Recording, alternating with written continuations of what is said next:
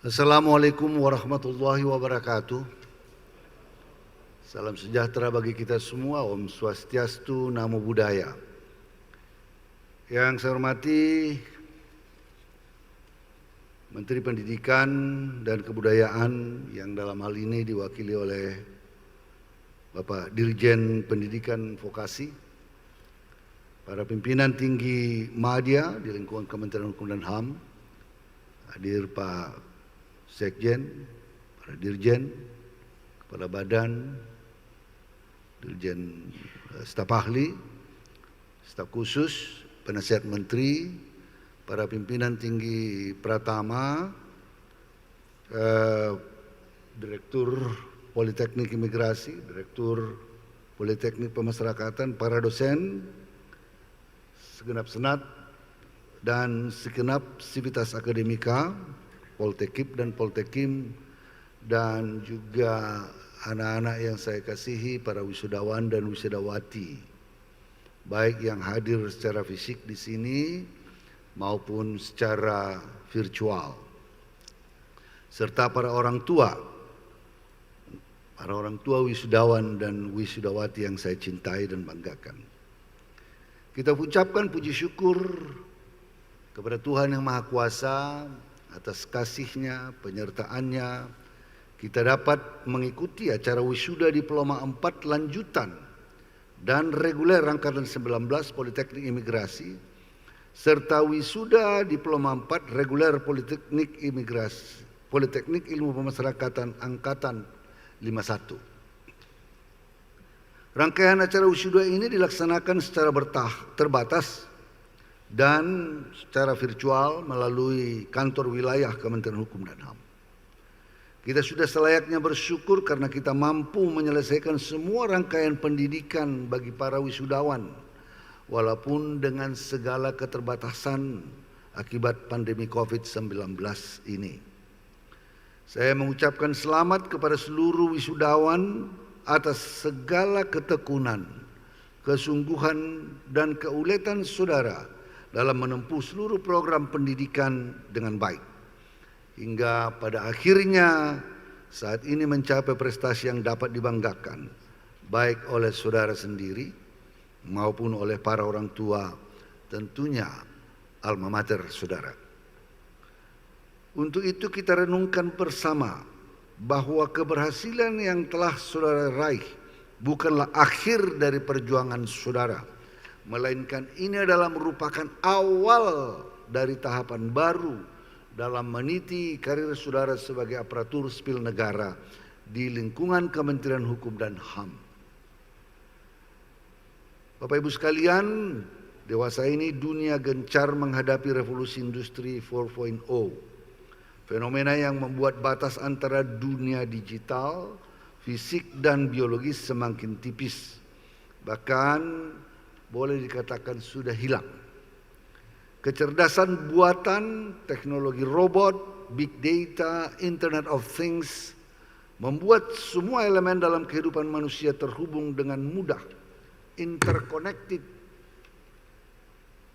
Nah, Bapak Ibu sekalian, dalam dunia yang seperti ini, suka atau tidak suka, saya sudah selalu mengatakan dalam berbagai kesempatan, kita harus beradaptasi secara cepat menguasai teknologi pada era revolusi industri 4.0, dan saya yakin dan percaya para wisudawan, wisudawati yang ada di sini adalah generasi milenial yang sangat update dengan teknologi informasi. Terus perbaharui kualitas kemampuan saudara, terus meningkatkan ilmu pengetahuan saudara, bahwa seperti yang saya katakan barusan, apa yang saudara baru lalui pada pendidikan formal, ini hanyalah bekal awal. Tadi seperti yang dikatakan oleh Pak Dirjen, tidak cukup hanya bekal ilmu pengetahuan yang ada. You have to keep learning. Harus terus belajar dan belajar untuk meningkatkan kualitas, skill, dan profesionalisme saudara. Kemajuan teknologi memungkinkan tumbuhnya ancaman-ancaman keamanan melampaui batas-batas tradisional atau negara. Kemampuan adaptasi yang rendah juga akan memperdalam kesenjangan ekonomi antar masyarakat. Negara yang dapat memanfaatkan kemajuan teknologi dengan baik akan bisa menjadi kekuatan global yang akan diperhitungkan. Namun sebaliknya, mereka yang tidak siap dan sibuk dengan diri sendiri, sibuk dengan urusan domestik, tidak akan mampu menghadapi persoalan global, persaingan global yang semakin ketat. Berkaitan dengan fenomena global tersebut, Kementerian Hukum dan HAM telah mengangkat tema revolusi digital pada Hari Dharma Karyadika tahun ini. Tema itu menjadi pengingat bahwa pemanfaatan teknologi sudah tidak bisa dielakkan, sudah menjadi bagian keseharian kita. Kita harus memanfaatkan teknologi sebagai pendukung, penunjang dalam meningkatkan kinerja pelayanan publik kita, meningkatkan layanan kita, meningkatkan kerja-kerja kita, baik pada tingkat kerja administratif maupun layanan-layanan publik. Pandemi COVID-19 saat ini menjadi real case, test case bagi Kementerian Hukum dan HAM. Apakah kita telah siap menerapkan digitalisasi di seluruh aspek kinerja kita? Kemampuan dalam menjanjikan kecepatan berbasis teknologi informasi, akurasi data, kekuatan sistem dan jaringan, serta pengelolaan bandwidth untuk internet benar-benar diuji saat ini. China sudah akan menggunakan 5G. Jika itu terjadi dan kita bisa sampai di tempat kita, maka kecepatan perolehan data, mengakses data, menghitung data, memproses data sudah menjadi sangat cepat sehingga akan mempermudah tugas kita di ke depan. Oleh karenanya sejak sekarang kita harus menyiapkan diri kita. Keahlian, kemampuan, juga tentunya perangkat yang mendukung agar pelaksanaan teknologi informasi itu dapat kita gunakan untuk kepentingan masyarakat, bangsa, dan negara. Untuk itu bagi para wisudawan, saudara adalah aset bangsa yang disiapkan dengan modal pendidikan selama 4 tahun. Saudara disiapkan, kita harapkan dengan modal integritas, profesionalisme, penguasaan teknologi, dan bahasa asing. Tadi juga disampaikan Pak Dirjen. Memiliki jiwa hospitality karena kita berkaitan dengan pelayanan publik, entrepreneurship, serta mampu mempunyai jaringan, mampu membangun jaringan. Dengan bekal kemampuan tersebut, saudara siap menghadapi tantangan dan mengantisipasi perubahan, khususnya situasi luar biasa akan pandemi COVID-19.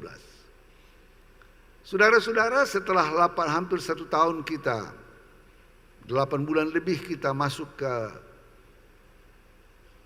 adaptasi dalam pandemi COVID-19. Setelah ini nanti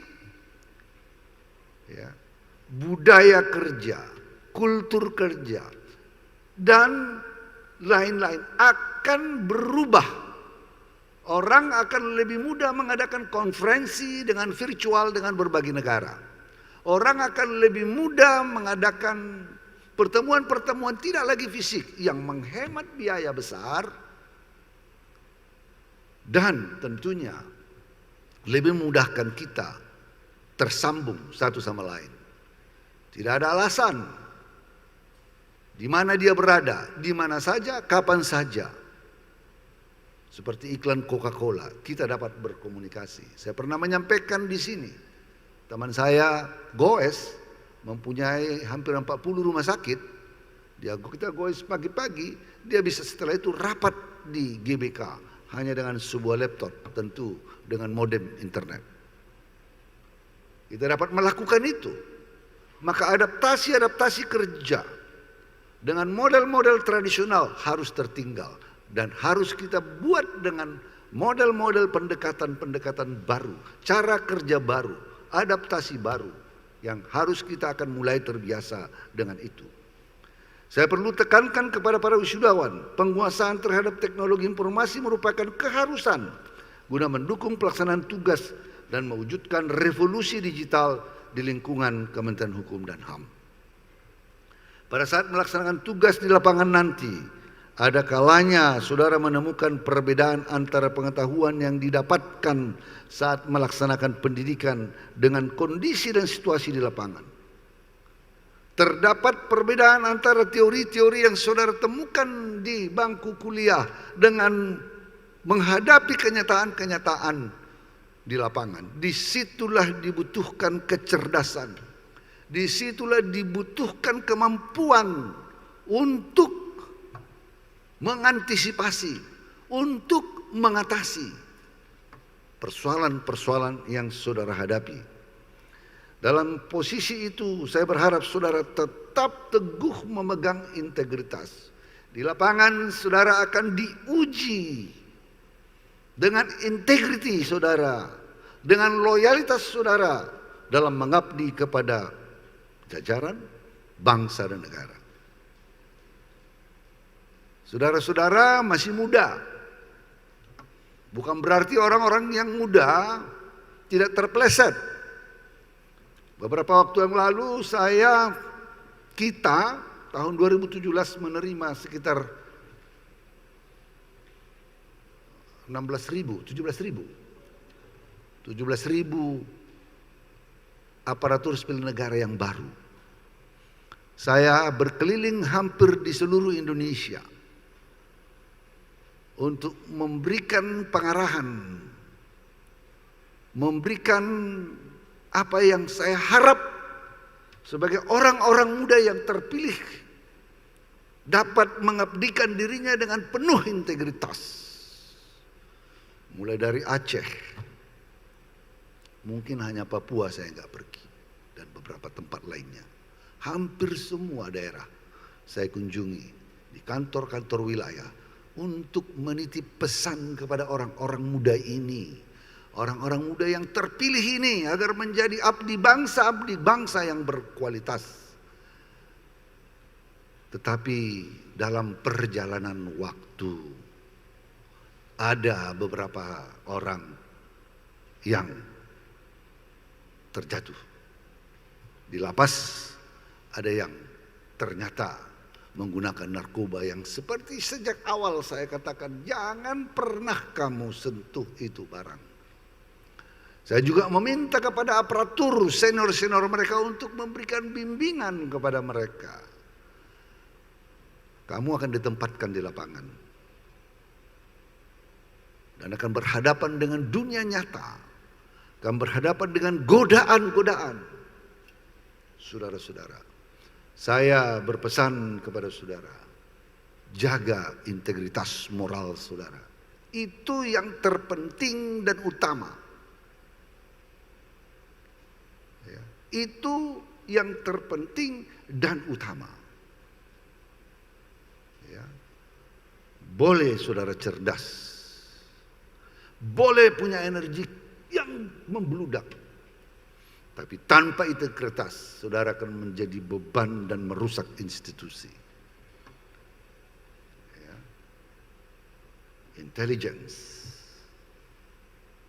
energy, integrity. Intelligence is very important. Energy is very important. Tetapi among the three things, integrity is the most important one. Maka saya kembali berpesan kepada anak-anak saya, para wisudawan. Jaga integritas dirimu. Pertarungan bangsa ke depan memerlukan orang-orang tangguh, orang-orang smart. Tetapi pada saat yang sama memerlukan orang-orang yang memiliki nilai-nilai integritas, nilai-nilai moral yang tinggi. Semoga pendidikan yang saudara peroleh selama di Poltekim maupun di Poltekim dapat menjadi bekal sebagai aparatur sipil negara yang berkualitas dan berintegritas. Saudara adalah orang-orang terpilih yang disiapkan untuk menjadi kader pemimpin di masa depan. Dari sejak awal masuk di Poltekkip dan Poltekkim, saudara sudah melalui seleksi yang ketat. Sudah menjadi orang-orang terpilih di antara ribuan orang-orang yang mencoba mendaftar di Kementerian Hukum dan HAM. Saudara berhasil menyisihkan mereka. Dalam 4 tahun saudara dibimbing bahwa dalam 1 tahun ini ada perubahan pendekatan pembelajaran melalui sistem daring. Tapi itu tidak boleh menyurutkan dan mengurangi semangat kerja saudara, disiplin yang tinggi dari saudara. Maka saya berharap lebih kurang 4 tahun para wisudawan dibekali dengan kemampuan, knowledge, skill, attitude, dengan berbagai metode pembelajaran yang telah dirancang bagi kebutuhan organisasi, yang outputnya adalah menjadi seorang sarjana terapan imigrasi maupun sarjana terapan pemasyarakatan. Saya berpesan kepada saudara-saudara, bagi yang lulus dengan predikat dengan pujian seperti yang tadi di depan ini yang saya langsung mau wisuda, maupun yang lulus dengan predikat memuaskan, janganlah cepat berpuas diri dan berbangga diri, karena mencari ilmu adalah suatu keniscayaan. Oleh karena itu harus terus dicari, keep learning, karena itu adalah untuk menjawab tantangan-tantangan ke depan.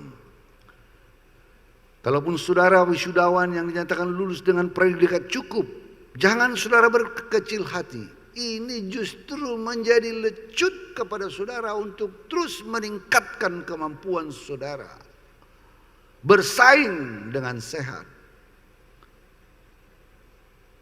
Jangan menyurutkan. Jangan membuat saudara merasa minder.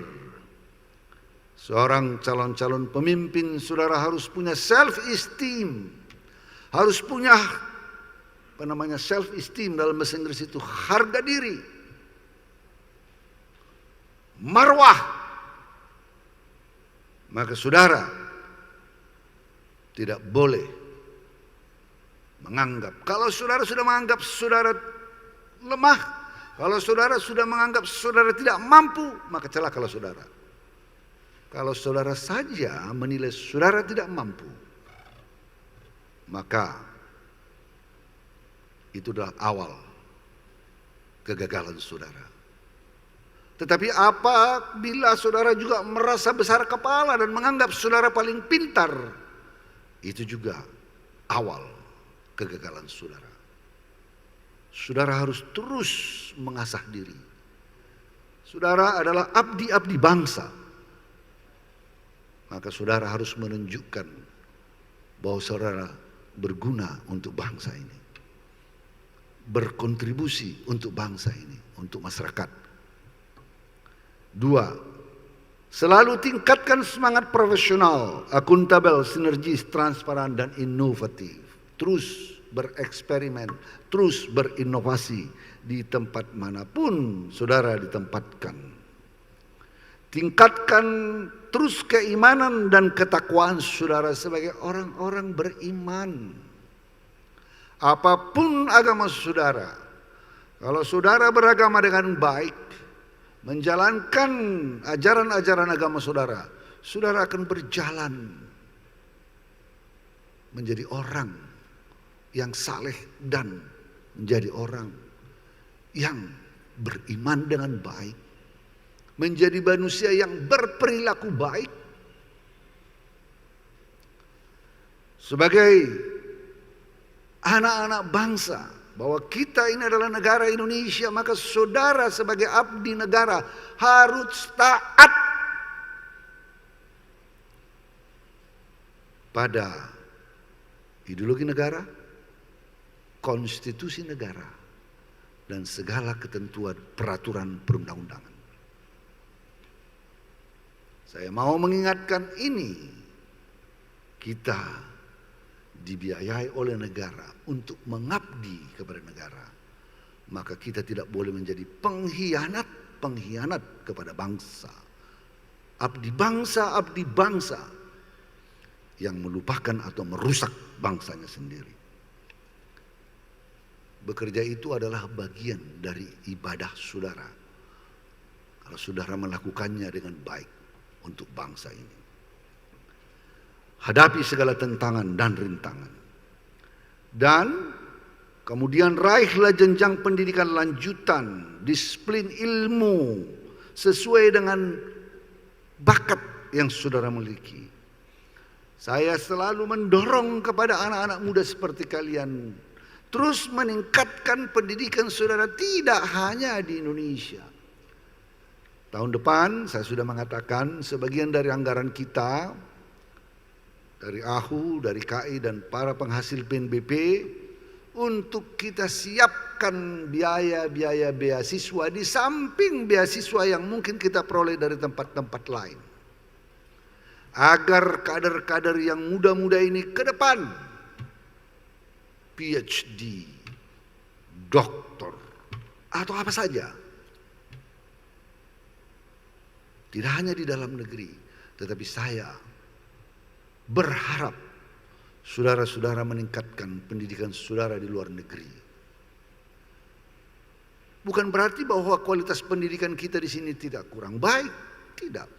Tetapi saudara akan memperoleh pengetahuan, wawasan, dan pengalaman bagaimana di negara lain yang lebih maju, bagaimana di tempat lain, sehingga experience, pengalaman saudara itu di belajar tempat lain dan melihat kenyataan-kenyataan di negara-negara yang lebih baik itu, saudara bisa yang baik, saudara bisa terapkan di negara ini. Experience is a good teacher. Pengalaman adalah guru yang terbaik. Kepandaian belum cukup untuk mengantarkan orang menjadi kader yang berkarakter. Saya katakan tadi, perlu saudara terus memiliki kematangan spiritual, kecerdasan emosional, emotional quotient, pintar, cerdas, tapi temperamental sampai di tempat uring-uringan, marah-marah, kawan. Saudara menebarkan energi negatif di sekitar saudara, bukan energi positif. Dalam sambutan saya pada waktu pelantikan eselon 1 maupun eselon 2 pernah saya sampaikan. Kemarahan itu, kedengkian itu adalah seperti asid. Dia merusak di mana dia di tempat disimpan. Itu asid itu air keras. Dia merusak tempat di mana dia disimpan dan merusak kemana dia ditumpahkan. Air keras merusak bejana di mana dia disimpan dan merusak kemana barang itu ditumpahkan. Apalagi kalau ke orang ditumpahkan air keras, akan merusak total mukanya dan apanya. Hate, anger is like acid. It ruins the place you keep it and the place you pour it. Maka kematangan spiritual, kecerdasan emosional, kemampuan intelektual yang memadai perlu. Dan seperti yang selalu saya katakan, mungkin saudara pernah mendengarnya. Jangan pernah menyerah. Tidak ada manusia yang ada di sini yang sudah sukses menjadi dirjen, eselon 1, dosen, profesor yang tidak pernah mengalami kegagalan. Kalau kamu gagal, kamu bangkit kembali. Perbedaan losers dengan yang berhasil adalah perbedaan yang gagal dengan yang tidak berhasil. Yang gagal dengan yang berhasil adalah yang gagal itu meratapi kegagalannya, terus bahkan menyalahkan orang lain karena kegagalannya. Orang yang berhasil itu adalah orang yang ketika gagal dia bangkit dan mengkoreksi dirinya. What have I done wrong? apakah yang telah saya lakukan salah? Maka dia perbaiki, dia bangkit, belajar dan lain-lain. You keep fighting seperti yang saya katakan. You never fail until you stop trying. I repeat. You never fail until you stop trying. Kamu tidak akan pernah gagal kecuali kamu stop mencobanya kembali. Maka saya berharap saudara-saudara, ya, teruslah bekerja. Dan bekerja, dalam pekerjaan saudara akan bertemu dengan masalah-masalah. Dalam menghadapi masalah itu, kamu jangan immerse di dalamnya. Tetapi kamu fokus bagaimana solusinya, bagaimana possibilitiesnya. Ada orang yang punya karakter, kalau sudah lihat problem di situ, problem itu aja yang menjadi persoalan dia. Tidak berpikir out of the box, mencari jalan keluar yang terbaik. When you focus on problems, you will have more problems. But when you focus on possibilities, you'll have more opportunities. Kalau kamu fokus pada problems, maka kamu akan menghadapi problem-problem. Tetapi kalau kamu fokus pada kemungkinan-kemungkinan, out of that problems, you will find more opportunities out of it. Out of them. Maka saudara-saudara, sebagai orang-orang muda yang masih perlu berjuang panjang puluhan tahun ke depan, saya titip pesan ini kepada kamu. Tadi saya katakan. Dan di samping itu saya belum sampaikan, perlu saudara terus menjadi seorang pekerja keras. Dulu awal-awal saya selalu katakan, kerja keras, kerja lebih keras, kerja lebih keras lagi. Never stop working. Etos kerja inilah yang membedakan kita dengan beberapa negara-negara maju. Kita harus jujur bahwa produktivitas seorang buruh di China jauh lebih banyak, jauh lebih besar ketimbang produktivitas kita.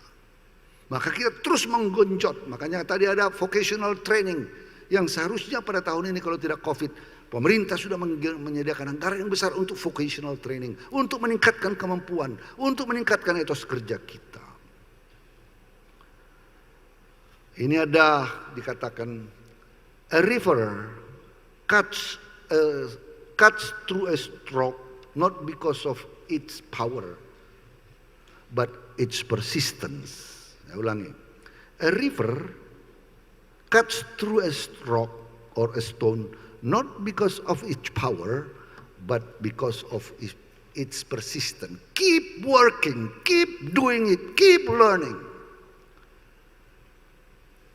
Sungai memecah batu atau air yang menetes memecah batu yang keras bukan karena kekuatannya, tetapi karena dia dripping terus menetes, persistensi. Terus sehingga batu itu lama-lama berlubang dan pecah. How hard the problems you find in your life later on. If you keep working on it, find solutions on it, you will prevail. You will win. Maka saya sekali lagi menyampaikan kepada saudara-saudara, seberapa kerasnya sebuah batu bisa dipecah oleh air yang menetes secara terus-menerus. Bukan karena kekuatan air, tapi persistensi. It keeps dripping. Maka saudara juga begitu. Seberapa berat tantangan ke depan, kalau kamu stop trying, goodbye my darling, you will never get it. Dan seperti yang saya sampaikan pada pengarahan saya kepada PNS-PNS yang lalu. Gantungkanlah cita, kamu harus punya mimpi ke depan. Kamu harus punya cita-cita yang tinggi ke depan. Gantungkanlah, kata Bung Karno, cita-citamu setinggi langit. Dan kalaupun kau jatuh di antara bintang-bintang. Tetapi juga dikatakan, gantungkanlah cita-citamu dan rendahkanlah hati setinggi langit. Dan rendahkanlah hatimu serendah mutiara di dasar laut. Itu kalimat-kalimat yang disampaikan oleh Bung Karno. Gantungkanlah cita-citamu setinggi langit sebagai orang-orang muda. I will be there sometimes. Saya akan mewisuda anak-anak Poltekip dan Poltekim sebagai menteri one day.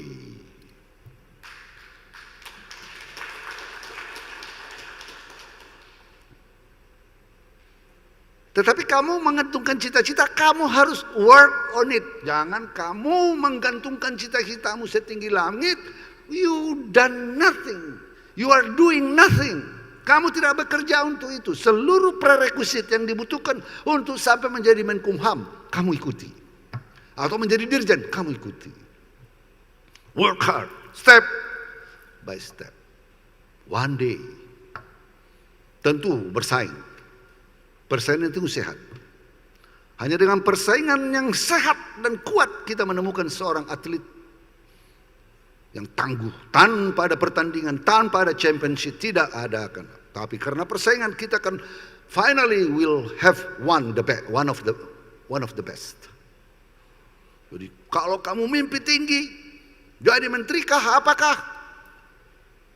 Kalau meleset sedikit jadi dirjen. Meleset sedikit lagi jadi kanwil. Bukan saya mengatakan kanwil tidak top. Tapi karena terbatas menteri satu, ya bisa saja menteri tempat lain. You never know. But you have to build the investment of your life one step at a time. Sehingga one day you will reach the peak of your career. Seperti yang kamu mimpikan pada waktu yang lalu. Dream big and work on it. Oleh karenanya sekali lagi saya mintakan kepada anak-anak saya yang saya kasihi. Kamu telah melakukan yang terbaik selama 4 tahun. Dan yang pertama kamu lakukan, dan ini semua mungkin hanya karena orang tuamu yang kamu kasihi. Tunjukkan rasa kasih sayangmu ke orang tuamu. Kamu tidak akan pernah duduk di sini tanpa dukungan dan support dari orang tuamu. Show them your respect. Tunjukkan kepada mereka dan banggakan mereka yang pertama dan utama. Dan kepada para orang tua wisudawan, saya mengucapkan selamat atas keberhasilan putra-putri saudara. Dan semoga keberhasilan ini akan terus menyertai Bapak Ibu. Dan saya juga mengucapkan terima kasih atas kepercayaan yang Bapak Ibu, orang tua para wisudawan, percayakan kepada kami untuk membimbing anak-anak Bapak Ibu di sini untuk menjadi abdi negara di Kementerian Hukum dan HAM. Mudah-mudahan suatu saat mereka semua adalah menjadi pemimpin-pemimpin yang berguna bagi bangsa dan negara. Pemimpin-pemimpin yang menjaga integritas mereka. Pemimpin-pemimpin yang tidak hanya membanggakan orang tua, tetapi membanggakan Kementerian Hukum dan HAM sebagai institusi yang telah membimbing mereka. Sekali lagi terima kasih. Semoga Tuhan yang Maha Kuasa senantiasa melindungi dan membimbing kita dalam melaksanakan tugas pengabdian kita kepada bangsa dan negara. Wallahul muwaffiq ila aqwamit thoriq. Wassalamualaikum warahmatullahi wabarakatuh. Om Santi, Santi, Santi.